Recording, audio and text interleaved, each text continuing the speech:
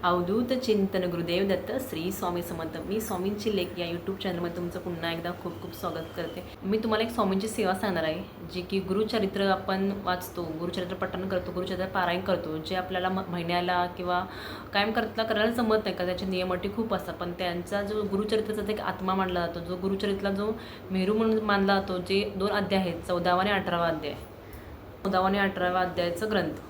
आणि ह्याच्याबद्दल तुम्हाला मी थोडी माहिती सांगणार आहे। ह्या ग्रंथाचा आचरण कसं करायचं, संकल्प कसा करायचा, तुमच्या ज्या इच्छा आहेत त्या या ग्रंथाने तुमच्या सर्व इच्छा पूर्ण होतील। कारण गुरुचरित्र आपल्याला वाचता जमत नाही सारखं, म्हणजे आपण काहीतरी करतो गुरुचरित्र वर्षातून एकदा का दोनदा, पण आपण जे लेडीज असतो ना महिन्याला करायला जमत नाही किंवा काही प्रॉब्लेम येतात, त्याच्या नियमाटी खूप आहेत। त्यासाठी हा अध्याय आहे आणि हा गुरुचरित्राचा मेरुमणी मानला जातो, गुरुचरित्राचा आत्मा मानला जातो या अध्यायाला।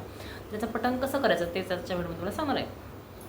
तर काहींकडे हे पुस्तक असेल, हे ग्रंथ असेल, तर काहींकडे नसेल। हा ग्रंथ ना छोटासा आहे, खूप छोटा आहे, 10-15 मिनटं तुमचं होऊन जाईल वाचून। 14वा आणि 18वा अध्याय आहे आणि याच्यावर लिहिलेलं पण आहे तुमची म्हणजे दत्तांची आरती आहे आणि नरसिंह सरस्वतीची आरती आहे। संपूर्ण मनोकामना पूर्ण करणारा श्री गुरुचरित्र अध्याय 14वा। ह्या 2 अध्यायाचं पठण का करायचं तेच तुम्हाला मी सांगते। गुरुचरित्रामधील 14वा अध्यायाचं पठण का करावं, तर गुरुचरित्रामधील प्रत्येक अध्यायाचं फलश्रुती वेगवेगळी आहे। जसं गुरुचरित्रातल्या 14व्या अध्यायाची फलश्रुती अशी आहे की आपल्याला आपलं दुःख आलं, दारिद्र्य आलं किंवा काही आलं, तर त्यातून आपल्याला ह्या गुरुचरित्राचं रक्षण करतं।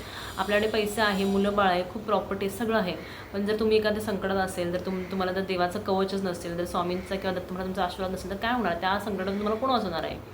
पैसा तेव्हा कामी पडणार नाही किंवा आपले कोण मुलं बाळ जास्त आलं किंवा नातेवाईक ते त्यावेळेला येणार नाही आहेत। कारण जेव्हा एखाद्या अशा आयुष्याच्या एका फेसवरती आपण असतो की तेव्हा कोण नसतं, फक्त आपल्या तोंडात असतं की स्वामी स्वामी किंवा देव, आपण तुम्ही या आमच्या मदतीला, आपण तुम्ही आमची हेल्प करा, असं असतं। त्यासाठी आपल्याला हा 14वा अध्याय करायचा की मी कोणत्याही संकटात आम्हाला दत्त महाराज, स्वामी महाराज आपल्याला सावरतात, म्हणून हा 14वा अध्याय वाचायचा असतो। आणि तुम्ही जे रोज नित्यसेवा करता त्यामध्ये फक्त हे ॲड करायचं, एक ते 10 मिनिटं लागतील। नित्यसेवा तुम्ही रोज करत असाल तर त्यामध्येच आहे 14वा अध्याय आणि 18वा अध्यायाचा ग्रंथ आहे, तो घ्या आणि ते पठण करायला सुरुवात करा।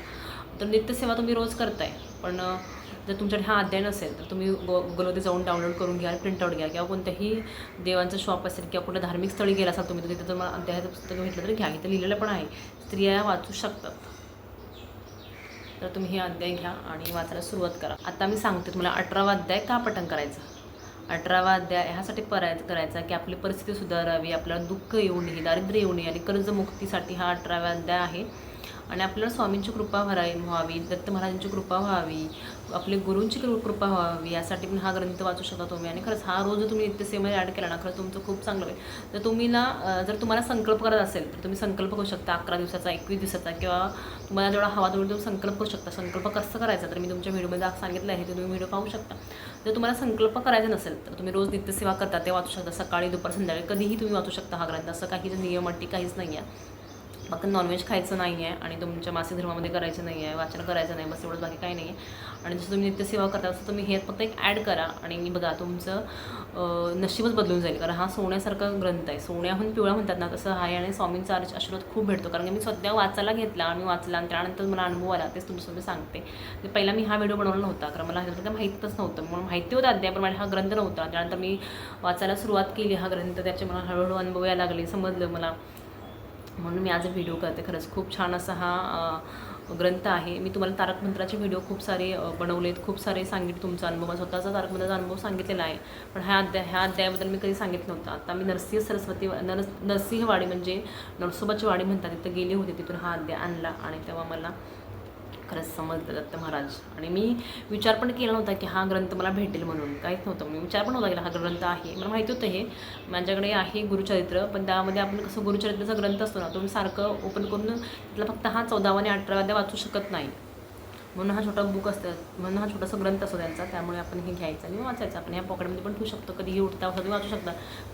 आपण श्री स्वामी चरित्र सारामृत वाचतो, म्हणजे रोज 3 अध्याय तरी करतोच, त्याच 3 अध्यायामध्ये हा जर एक अध्याय एक्स्ट्रा ॲड केला ना, तर काहीच होणार नाही, तुमचं उलट चांगलंच होणार आहे। तुम्हाला स्वामी महाराजांचा, दत्त महाराजांचा आशीर्वाद कायम लाभणार आहे। आणि खरंच तुम्ही एकदा नक्की वाचून बघा, तुम्हाला खरंच त्यांचे खूप अनुभव येतील, लाखो करोडो लोकांचा अनुभव आलेला आहे, खरंच सांगते। आणि एकदा वाचून बघा, आणि खूप छोटा आहे हो, काही नाही, 10 मिनिटं लागतील तुम्हाला वाचायला, पण छोटा आहे। आणि ह्याच्यावरती मस्त स्वामी महाराजांची मूर्ती आहे, दत्त महाराजांची मूर्ती पाहूनच मन प्रसन्न होतं,